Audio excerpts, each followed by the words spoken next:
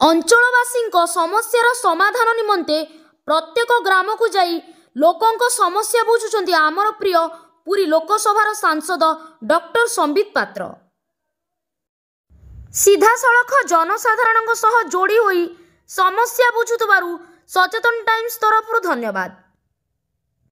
ଖୋର୍ଦ୍ଧା ଜିଲ୍ଲା ଚିଲିକା ନିର୍ବାଚନ ମଣ୍ଡଳୀ ସ୍ଥିତ Balugaon NAC Patanasahi ward number 8ରେ ପହଞ୍ଚିଥିଲେ।